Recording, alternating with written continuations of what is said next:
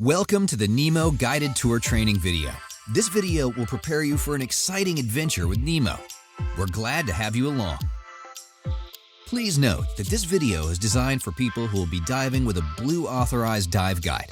If you're planning for Nemo diving without guidance, it's essential for your safety that you take the full Nemo online dive training course at diveblu.teachable.com. There are serious risks involved with all types of diving, including Nemo diving. To help avoid serious injury or death, please follow the instructions of this video very closely. If anything is unclear or you have any questions, your dive guide will be glad to assist you. Participants in the Nemo Guided Tour must be at least 10 years old. For ages younger than 18, a parent or guardian signature is required. All participants must be able to swim 200 yards or more without stopping and must be able to tread water for at least 10 minutes. To check whether you're fit for diving, you'll be provided with the Nemo Fitness to Dive evaluation form. This form must be completed before entering the water. So, how does Nemo work anyway? Nemo will be attached to you by a harness and float at the surface behind you.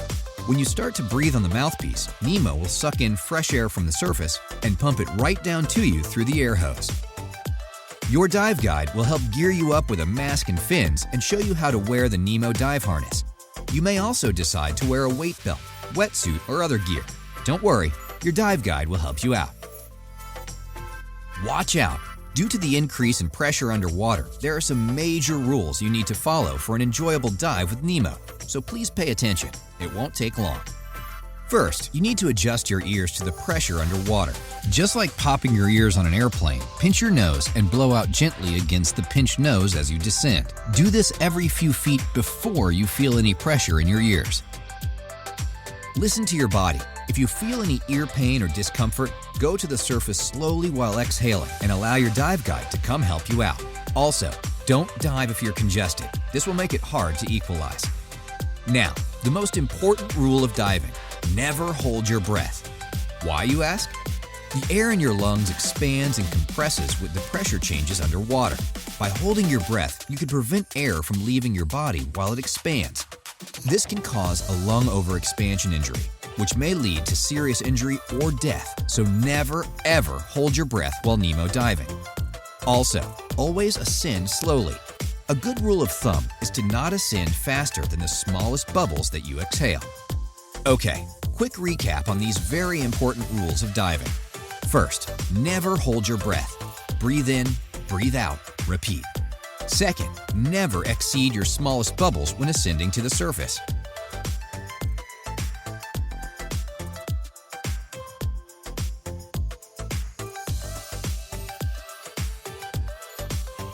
Another important rule to note is that you must wait before flying after you've been diving. Just like how you need to ascend slowly underwater, ascending in an airplane can have the same effect. If you do one Nemo dive, you'll need to wait 12 hours before flying. If you do multiple dives or days of diving, you'll need to wait 18 hours from your last dive. Do not dive in any area with overhead obstructions that would prevent you from swimming to the surface of the water. Also, do not dive in any area where your air hose may become entangled with any objects. For an enjoyable experience underwater with Nemo, you'll probably want to wear a weight belt to help you stay down. Your dive guide will help you choose your weights with the goal of becoming neutrally buoyant. This essentially means that you'll have an easier time swimming underwater. Once you first get underwater, check your buoyancy. If you have any trouble staying down, or if you're struggling to get to the surface, alert your dive guide so he can help adjust your weight to become neutrally buoyant. While diving, you must avoid touching the marine life and stay off the bottom.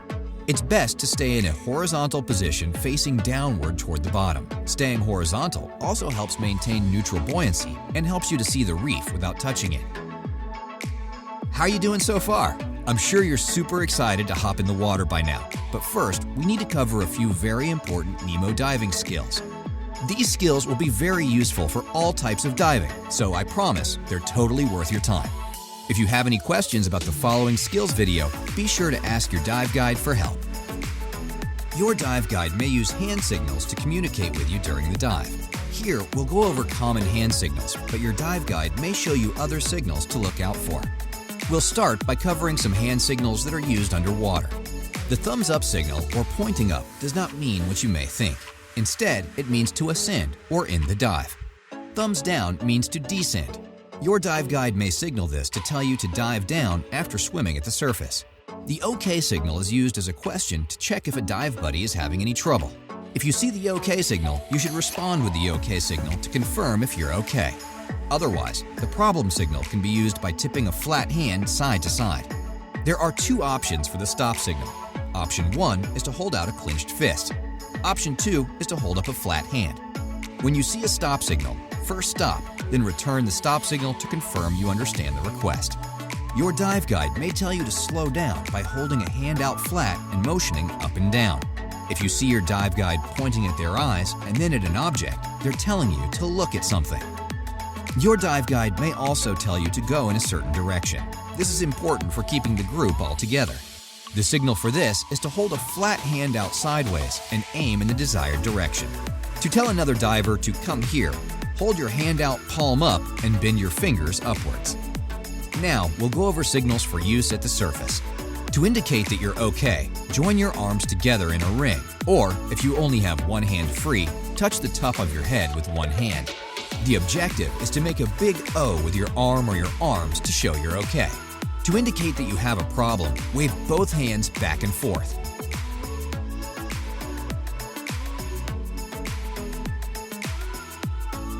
If you only have one free hand, wave your arm back and forth. If you don't feel comfortable with clearing your mask underwater, you can swim to the surface slowly while exhaling and clear your mask at the surface. To clear your mask underwater, take a deep breath and begin to tilt your head backwards slightly. Lift the bottom seal of your mask off your face just a little bit and exhale through your nose to push water out of your mask. Now, check for water remaining in your mask and repeat the last two steps if necessary. If your mask comes off underwater, swim to the surface slowly, exhaling as you ascend, and allow your dive guide to come and help you. Remember to maintain normal breathing and do not hold your breath. Now, you'll learn how to recover the smart ray in case it comes out of your mouth while diving. If you need to, you can swim to the surface instead. Remember, don't hold your breath. In the next section, you will learn how to clear the smart rag of water using the exhalation method and the purge method. We'll start with the exhalation method, which involves the user exhaling into the smart rag to clear the water out. After placing the mouthpiece into your mouth, exhale forcefully to push the water out of the smart rag. Now, check for water remaining in the smart rag by taking a slow and cautious inhalation breath. If there is still water in the smart rag, then exhale forcefully again, or you can continue on to the purge method of clearing the smart rag. The purge method can be useful if you have no air left in your lungs to exhale, which is required for the exhalation method. After getting the mouthpiece into your mouth, push your tongue against the inside of your mouthpiece and lightly press the purge button with your finger. This will push the water out of the smart rag. Now, cautiously check for water on your next inhalation and you can repeat the purge method if necessary. In this section, you'll see how you can use the exhalation method, followed by the purge method to clear water out of the smart rag. After getting the mouthpiece into your mouth, perform the exhalation method. Exhale forcefully into the smart rag to clear the water out. If there's still water, try using the purge method. Press your tongue against the inside of the mouthpiece and then use your finger to press the purge button. Watch one more time at full speed and then we'll move on to recovering the smart rag.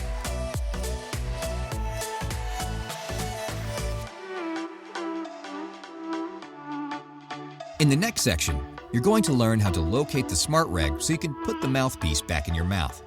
If the smart rag gets knocked out of your mouth, start slowly exhaling immediately. Using your right hand, reach for the harness attachment point, which is located on the back of your neck. From there, gently grab the air hose and run your hand along it until you reach the smart rag with your hand. Now, you can put the mouthpiece back into your mouth, but you must clear the water out to be able to breathe from it. If you're ever having trouble swimming to the surface, you may need to get rid of your weight belt. This may happen if you have a cramp or if you're overweighted. The instructions for ditching the weight belt may vary slightly depending on the weight belt you wear. In step 1, locate your weight belt's quick release buckle. Next, open the quick release buckle and begin to pull the belt through the buckle. Look down to make sure that no other divers are below you before dropping your belt. Now, hold the weight belt away from you to make sure that it's completely separated from your body. Without the weight belt, you could start to float towards the surface. Look toward the surface and begin a slow ascent with an open airway. Remember, never hold your breath. Now, we can watch again at full speed. The diver opens the quick release buckle, slides the belt through, looks below him, then drops the belt and begins a controlled ascent to the surface. Now let's cover how to ditch the Nemo dive harness. You may need to ditch the harness if you get tangled up on something while underwater. Step 1 is to unclip the chest strap. At the same time, you should begin to reach for the main harness buckle. Step 2 is to unclip the main harness buckle once you've found it with your other hand. In step 3, push the dive harness away from your body. At the last moment, allow the smart rag to be pulled out of your mouth. You should begin to exhale bubbles out of your mouth as you slowly swim to the surface. Now, get rid of your weight belt. Remember to never hold your breath. Let's watch again at full speed. First, unclip the chest strap, then the main harness buckle. Push the dive harness away from your body. Allow the smart rag to pull out of your mouth. Remove your weight belt, and then slowly swim to the surface while exhaling bubbles. Practice ditching the dive harness on land before getting in the water so that you're comfortable in case you need to ditch it in a hurry. It is unlikely that Nemo will stop pumping you air, but it is something you need to be prepared for. This could happen if the battery dies or if the device malfunctions, but by following these instructions, you'll be ready. Always remain calm and remember these instructions. If you start to inhale and Nemo doesn't start pumping you air, begin exhaling bubbles from your mouth to keep an open airway while keeping the smart rag in your mouth. Next, look toward the surface and begin a slow ascent. Continue exhaling bubbles all the way until you reach the surface. If you're struggling to reach the surface, you can ditch your weight belt or your dive harness. Let's watch again.